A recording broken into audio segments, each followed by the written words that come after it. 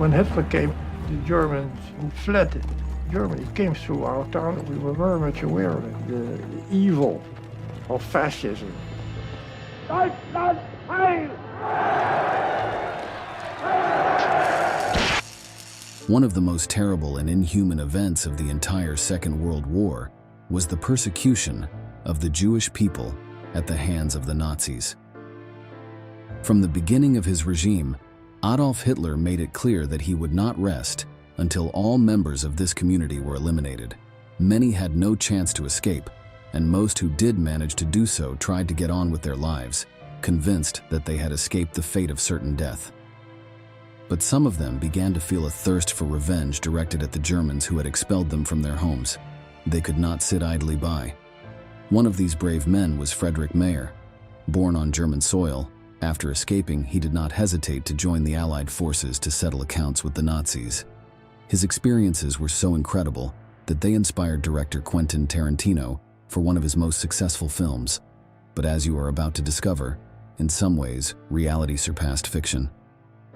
Today, in this new episode of Military History, we will tell you all about the real Inglourious Basterds.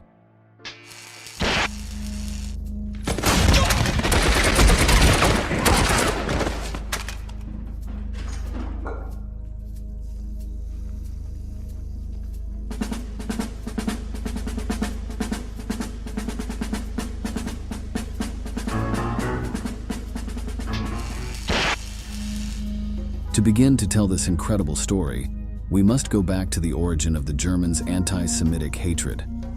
After their surrender in World War I on November 11, 1918, the victorious countries ordered that the Germans completely dissolve their empire, as they were blamed for starting the conflict.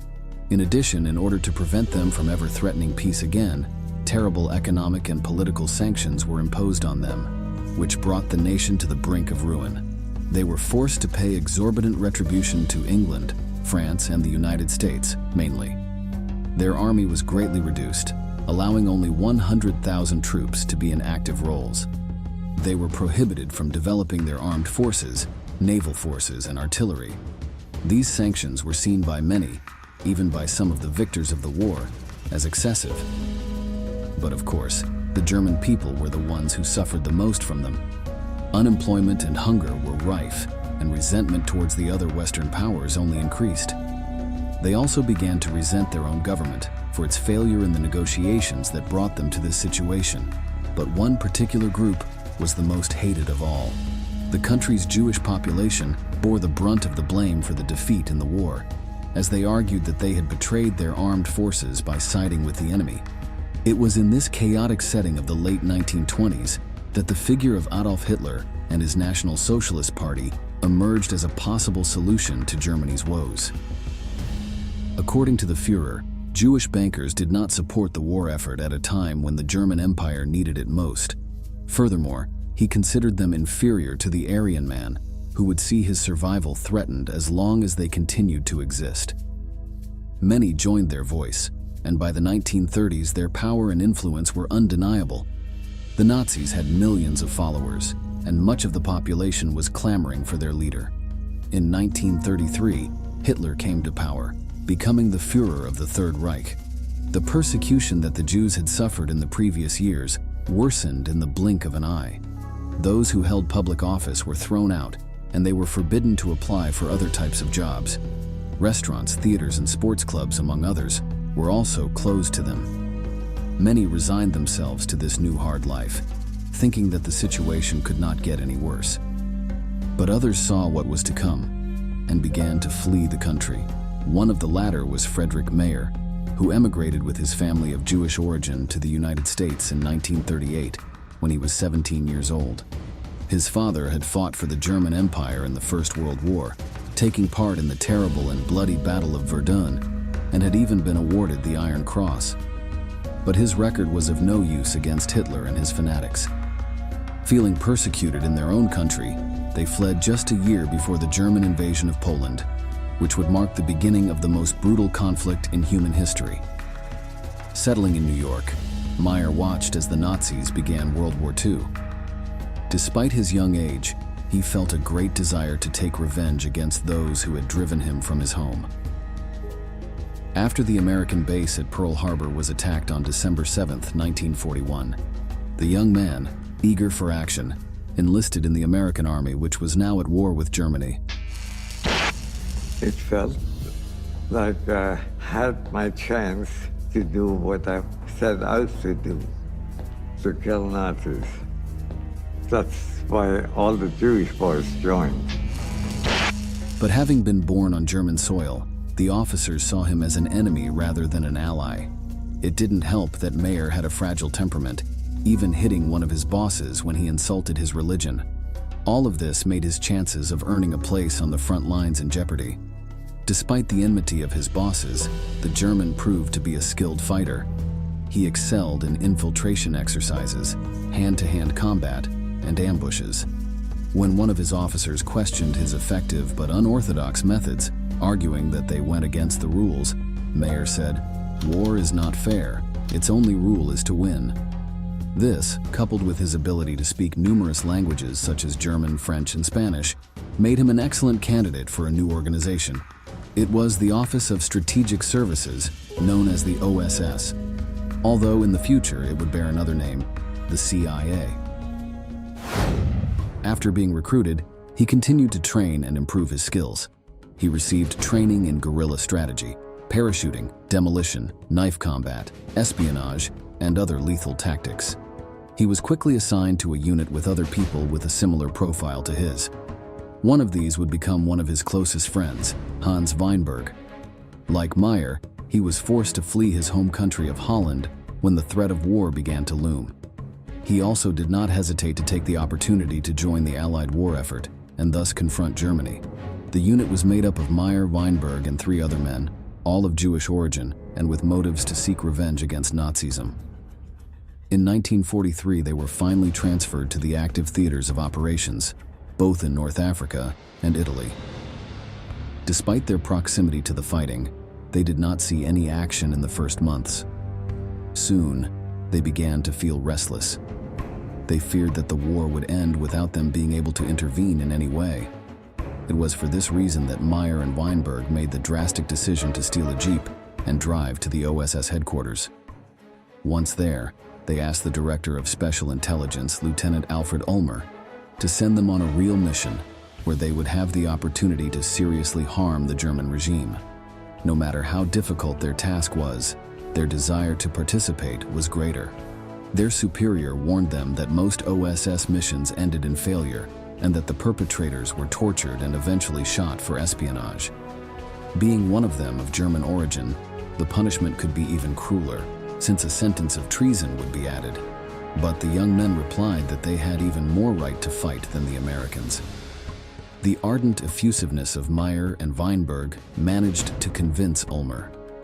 The mission assigned to them was called Operation Greenup, which was to be launched in February 1945. By then, Germany was on the defensive. The Soviets were advancing at a good pace in the east, liberating countries conquered by the Nazis and even invading German territory.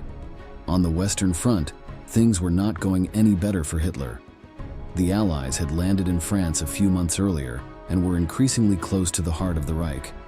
The Nazi troops, although weakened, poorly equipped, and with their morale destroyed, were concentrated in a small area, making it difficult to penetrate their positions. Although they were subjected to constant bombing, which destroyed bridges, highways, and railways, they still managed to transport the necessary machinery to continue defending themselves. Mayer's mission was precisely to put an end to this. To do so, they would be parachuted behind enemy lines in the Austrian province of Tyrol. Once on land, they were to observe German traffic between Austria and Italy and pass this information on to Allied command. This way, they would know which bridges they should concentrate their attacks on, so as to disrupt, or at least seriously slow down, German resupply. They were joined by Lieutenant Franz Weber, who had deserted the Nazi forces when he heard of the atrocities committed by them. Unlike the rest of the squadron, he was not Jewish but a Catholic. This, however, did not diminish his desire to see the Führer defeated. Franz was a very interesting individual. He did not like the approaches the Germans used. He saw what they were doing and capable of doing. So many of the Germans had no idea what was going on. Well, Franz was not the type. He knew what was going on. The only thing left to begin the mission was to find a pilot to fly the aircraft behind enemy lines. This proved to be anything but easy. The area was riddled with anti-aircraft guns, and German surveillance at this stage of the war was almost paranoid, as they knew they were surrounded. The British Air Force rejected the mission, arguing that it was impossible to return alive. But they had better luck when they turned to the 885th Bomb Squadron, part of the American Air Force. There, a pilot named John Billings enthusiastically joined the operation, motivated by the alleged difficulty of the operation. The American told them, "If you are crazy enough to jump in there, I will be crazy enough to take you." His unit frequently flew low-level silent flights to support spies scattered across Europe, so they had experience. Still, many OSS officers thought Operation Greenup had little chance of success. Nevertheless, despite the doubts present, it was given the green light. On February 26, 1945, Billings's bomber flew across the Alps in complete darkness, close to the Austrian-Italian border. The pilot had to approach the target at chillingly low altitudes to avoid being detected by radar. The treetops almost touched the plane's fuselage. When they were about 100 meters above a frozen lake, Billings gave the order to launch. Mayer, Weinberg, and Weber jumped out and landed successfully at the foot of a glacier 3 kilometers up. Any further, and they would have fallen into the void. They waited expectantly for the screams to begin, but no one raised the alarm. The first step of the mission had been completed. But not all the luggage that was thrown out with them reached the ground. Among the lost equipment were their skis, so they had to descend the mountain slowly and with difficulty in waist-deep snow.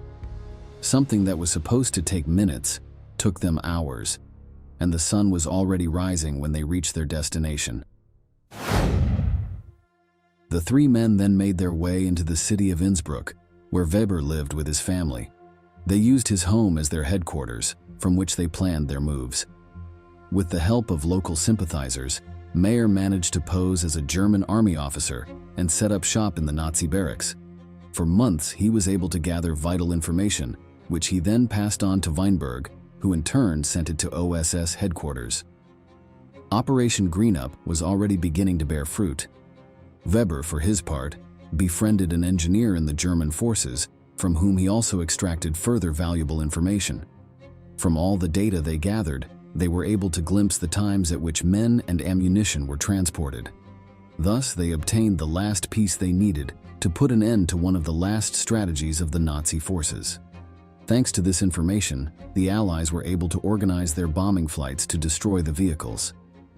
There was a moment when the entire operation and the lives of the squad members were in danger, when Mayer's true identity was almost discovered. The young German was forced to throw away his cover and flee the barracks. Fortunately for him, he was not captured. A new job and a new nationality were invented for him. He was now a French electrician, a Nazi sympathizer, who was in Innsbruck because he was fleeing from Soviet troops. However, his luck did not last long. One of his collaborators, who obtained materials for him on the black market in the city, was captured by the Gestapo, the German secret police. After a brutal interrogation, the man named Mayer as a spy. The German agents quickly captured him and took him to a dark cell where they began to ask him questions. The infiltrator spoke only in French, trying to convince his captors of the veracity of his cover. But the officers were not so easily fooled, and they began a terrible torture. They stripped me and hung me upside down with a rifle barrel between my legs and raised me between 2 desks. And they beat me. Getting whipped. Getting bloodier and bloodier. Also kept saying, "Where's your radio operator?" Over and over, I would give him the same answer. Je sais pas. I don't know. When the beatings did not bring the expected answers, the policemen stripped him and began to whip him with a leather whip. They did this for several minutes, repeating the questions after each attack. Despite the pain and bloody wounds, Meyer continued to stick to his story. The Gestapo men demanded that he hand over his allies, as they knew that spies usually worked with at least one radio operator. But all that came out of the prisoner's mouth were pleas, always in French. However, this changed when the officers brought the collaborator who had handed him over to the cell. Knowing that there was no point in continuing the charade, Meyer finally revealed that he was an American agent. However, he insisted that there was no one else with him, keeping the presence of Weinberg and Weber in the area hidden. For days, his torture continued, but the spy remained silent. He was not the only one suffering at the hands of the Nazis at that time. In another cell was Hermann Matul, another American infiltrator who was also being interrogated by the Gestapo. When they showed him Meyer's battered and swollen face and asked him if he knew him, Matul quickly came up with a strategy. He told his captors that he did, but that Meyer was not merely a spy but a bigwig within the Allied forces. He assured the now wary Germans that if they decided to execute him, the Americans would not hesitate to kill everyone who was involved in his death. Furthermore, because of his high rank, Meyer was only to be interrogated by the Gauleiter, or zone leader. This man was Franz Hofer. When he learned of Meyer's existence, he ordered the policeman to bring the agent to him. The conversation between the two began pleasantly, without any beatings, torture, or threats. At first, the spy thought this was just another tactic to extract information from him, but he soon discovered the real reason for the meeting. Hofer was certain that Germany's defeat was inevitable. He had reason to think so, for by late April 1945, the Soviets were fighting in Berlin, with Hitler surrounded in his underground bunker and no chance of escape. The Allies were still fighting on the Western Front, but the German resistance was totally discouraged. Only the most fanatical remained in spirit, and Hofer was definitely not one of them. His only goal was to try to surrender to the Americans rather than the Soviets, as he had heard rumors about the Red Army prisoner of war camps. I told him, you surrender to our troops and we'll treat you as prisoners of war. I had no right to do that, but I thought that was a good deal. That way he would stay alive. I suggested that he declare Innsbruck an open city. He kind of hemmed and hawed, well, you know, it's my duty. But it started Hofer thinking. The Gauleiter arranged a dinner where Meyer was able to meet the German ambassador to the government of Benito Mussolini, the Italian fascist leader. The man said that he would soon be on his way to Bern, the capital of Switzerland, and that there he could contact the OSS officers to tell them that he was alive. In exchange, the spy would play the role of negotiator to work on the surrender of the German forces. Clearly, Meyer did not hesitate for a second to accept. On May 3, 1945, motivated by the ambassador's message, an American division was ordered to conquer Innsbruck. When the troops began their march, they realized that no one was putting up any resistance. Shortly after, they saw a car approaching, waving a white flag. Meyer emerged from the vehicle, his face still swollen from the blows he had received, and took the commanding officer to where Hofer was. Once reunited, they were able to successfully negotiate the surrender of the Nazis in the city. It was there that the Gauleiter discovered that the spy was no big shot, but merely a sergeant. But if he was enraged by the deception he had received, there was nothing he could do. Meyer had managed to get an entire garrison to surrender to a Jewish immigrant, without a drop of blood being shed. The war ended shortly after, with all the men of the unit surviving to the end. Fortunately, they spent the rest of their days in peace, together with their families. It is not surprising that the exploits of Meyer, Weinberg, Weber, and their colleagues have inspired more than one film director. In addition to Inglourious Basterds, several other films and documentaries took parts of this story to tell their own. It is possible that they decided to create their own versions of what happened, as the true story is certainly stranger than fiction. We have reached the end of this video and we want to ask you, Do you think Quentin Tarantino's film did justice to this incredible story? Leave us your answer in the comments box below, and don't forget to subscribe to our channel to learn about many more military events that left their mark on history.